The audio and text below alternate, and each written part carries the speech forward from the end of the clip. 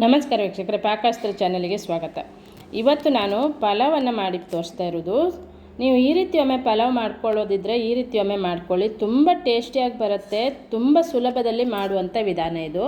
ಹಾಗೆ ಟೇಸ್ಟು ಕೂಡ ಹಾಗೆ ಸಖತ್ತಾಗಿ ಬರುತ್ತೆ. ಇದ್ರ ಜೊತೆ ನೀವು ಮೊಸರು ಪಚ್ಚಡಿ ಹಾಕ್ಕೊಂಡು ತಿಂದರೆ ಸೂಪರಾಗಿರುತ್ತೆ. ಅಷ್ಟು ಸಖತ್ತಾಗಿ ಬರುತ್ತೆ ನೋಡಿ. ಒಮ್ಮೆ ನೀವು ಟ್ರೈ ಮಾಡ್ಕೊಳ್ಳಿ. ಫಸ್ಟ್ ಟೈಮ್ ನೀವು ಪಲಾವ್ ಮಾಡೋರಿದ್ರೂ ಈ ರೀತಿ ವಿಧಾನದಲ್ಲಿ ಮಾಡಿಕೊಂಡ್ರೆ ತುಂಬ ಟೇಸ್ಟಿಯಾಗಿ ತುಂಬ ಸಿಂಪಲ್ಲಾಗಿ ಪಟ್ಟಂತ ಮಾಡ್ಕೊಳ್ಬೋದು. ಇದನ್ನು ನಾನಿಲ್ಲಿ ಮನೆಯಲ್ಲಿರುವಂಥ ತರಕಾರಿಗಳನ್ನು ಹಾಕಿ ಮಾಡ್ತಾಯಿರೋದು. ಬೀನ್ಸು, ಟೊಮೆಟೊ, ಹಾಗೆ ಒಂದು ಆಲೂಗಡ್ಡೆ, ಒಂದು ಕ್ಯಾರೆಟು, ಎರಡು ಈರುಳ್ಳಿಯನ್ನು ಕಟ್ ಮಾಡಿಟ್ಟಿದ್ದೆ. ಸ್ವಲ್ಪ ಬಟಾಣಿಯನ್ನು ನೆನೆಸಿಟ್ಟಿದ್ದೆ. ಈ ಕಡೆ ಪುದೀನ, ಕೊತ್ತಂಬರಿ, ಖಾರಕ್ಕೆ ಬೇಕಾಗುವಷ್ಟು ಹಸಿಮೆಣಸಿನ್ಕಾಯನ್ನು ಹಾಕಿ ಇದನ್ನು ಪೇಸ್ಟ್ ಮಾಡಿ ಇಟ್ಕೊಂಡಿದ್ದೆ.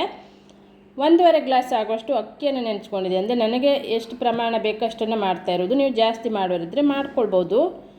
ಒಂದು 3 ಸ್ಪೂನ್ ಆಗುವಷ್ಟು ಎಣ್ಣೆ ಹಾಕಿ 1 ಸ್ಪೂನು ತುಪ್ಪ ಹಾಕಿದ್ದೆ ಇಲ್ಲಿ ನಾನು. ಹಾಗೆ ಪಲಾವ್ ಮಸಾಲೆಗಳನ್ನೆಲ್ಲವನ್ನು ಹಾಕಿದ್ದೆ. ಅದನ್ನು ಫ್ರೈ ಆದ ನಂತರ ಈರುಳ್ಳಿ ಹಾಕಿದ್ದೆ. ನಂತರ ಒಂದು ಸಣ್ಣಕ್ಕಿ ಎಲೆಯನ್ನು ಕಟ್ ಮಾಡಿ ಹಾಕಿದ್ದೆ. ಸಣ್ಣಕ್ಕಿ ಎಲೆ ಇದ್ದರೆ ಹಾಕ್ಕೊಳ್ಳಿ, ಇಲ್ಲಾಂದ್ರೂ ಹಾಗೇನೂ ಮಾಡ್ಕೊಳ್ಬೋದು. ಪಲಾವ್ ಎಲೆ ಇದ್ದರೆ ಸಾಕಾಗುತ್ತೆ. 1 ಸ್ಪೂನ್ ಆಗುವಷ್ಟು ಶುಂಠಿ ಮತ್ತು ಬೆಳ್ಳುಳ್ಳಿ ಪೇಸ್ಟನ್ನು ಹಾಕ್ಕೊಳ್ತಾ ಇದ್ದೆ. ಹಾಕ್ಬಿಟ್ಟು ಇದನ್ನು ಚೆನ್ನಾಗಿ ಹಸಿ ವಾಸನೆ ಹೋಗೋ ತನಕ ಇದನ್ನು ಫ್ರೈ ಮಾಡ್ಕೊಳ್ಬೇಕು. ಇದು ಫ್ರೈ ಆದ ನಂತರ ಎಲ್ಲ ತರಕಾರಿ ಹಚ್ಚಿಟ್ಟಂಥ ತರಕಾರಿಗಳನ್ನು ಹಾಕ್ಕೊಳ್ಳೋಣ. ಹಾಗೆ ಬಟಾಣಿ, ತರಕಾರಿ ಎಲ್ಲವನ್ನು ಹಾಕಿದ್ದೆ. ನಂತರ ಪೇಸ್ಟ್ ಮಾಡಿ ಇಟ್ಕೊಂಡಂಥ ಪುದೀನ, ಕೊತ್ತಂಬರಿ, ಹಸಿಮೆಣಸಿನ್ಕಾಯಿ ಪೇಸ್ಟ್ ಮಾಡ್ಕೊಂಡಿದ್ದೆ. ಅದನ್ನು ಕೂಡ ಹಾಕಿ ಚೆನ್ನಾಗಿ ಇದನ್ನು ಸ್ವಲ್ಪ ಹೊತ್ತು ಫ್ರೈ ಮಾಡ್ಕೊಳ್ಬೇಕು, ಹಸಿ ವಾಸನೆ ಹೋಗೋ ತನಕ. ಹಾಗೆ 2 ಸ್ಪೂನ್ ಆಗುವಷ್ಟು ಪಲಾವ್ ಮಸಾಲೆಯನ್ನು ಹಾಕಿದ್ದೆ ನಾನು. ಚೆನ್ನಾಗಿ ಇದನ್ನು ಮಿಕ್ಸ್ ಮಾಡ್ಕೊಳ್ಳೋಣ. ಈಗ ರುಚಿಗೆ ತಕ್ಕಷ್ಟು ಉಪ್ಪನ್ನು ಹಾಕ್ಕೊಳ್ಳೋಣ.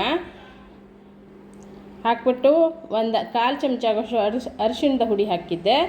ಇದನ್ನು ಚೆನ್ನಾಗಿ ಮಿಕ್ಸ್ ಮಾಡಿಕೊಂಡು ನಂತರ ತೊಳೆದಿಟ್ಕೊಂಡಂಥ ಅಕ್ಕಿಯನ್ನು ಹಾಕಿದ್ದೆ. ನಾನು ನೆನೆಸಿ ಏನು ಇಟ್ಕೊಂಡಿಲ್ಲ, ತೊಳೆದಿಷ್ಟೇ ಇಟ್ಕೊಂಡಿರೋದು. ತೊಳೆದಿಟ್ಟಂಥ ಅಕ್ಕಿ ಹಾಕಿ ಇದಕ್ಕೆ 1.5 ಗ್ಲಾಸ್ ಅಕ್ಕಿಗೆ ನಾನು 3 ಗ್ಲಾಸ್ ನೀರನ್ನು ಹಾಕಿದ್ದೆ. ಇಲ್ಲಿ ಮಾಮೂಲಿ ನಾವು ರೈಸ್ ಮಾಡುವಂಥ ಅಕ್ಕಿಯನ್ನು ಹಾಕ್ತಾಯಿರೋದು ದಿನಾಲು.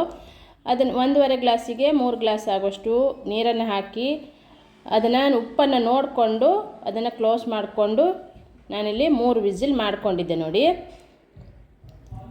ನೋಡಿದ್ರಲ್ಲ, 3 ವಿಸಿಲ್ ಆದ ನಂತರ ಕುಕ್ಕರ್ ತಣ್ಣಗಾದ ನಂತರ ನೋಡ್ತಾ ಇರೋದು.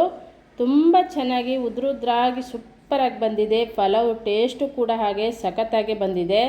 ನೀವು ಒಮ್ಮೆ ಇದೇ ರೀತಿ ಮಾಡ್ಕೊಳ್ಳಿ. ತುಂಬ ಟೇಸ್ಟಿಯಾಗಿ ಬರುತ್ತೆ. ತುಂಬ ಸಿಂಪಲ್ಲಾಗಿ ಬೆಳಗಿನ ಬ್ರೇಕ್ಫಾಸ್ಟಿಗೆ ಮಾಡ್ಕೊಳ್ಬೋದು, ಟಿಫಿನಿಗೂ ತಗೊಂಡು ಹೋಗ್ಬೋದು. ನನ್ನ ಚಾನಲನ್ನು ಸಬ್ಸ್ಕ್ರೈಬ್ ಮಾಡ್ಕೊಳ್ಳಿ, ಬೆಲ್ ಬಟನನ್ನು ಕ್ಲಿಕ್ ಮಾಡಿ. ವಿಡಿಯೋನ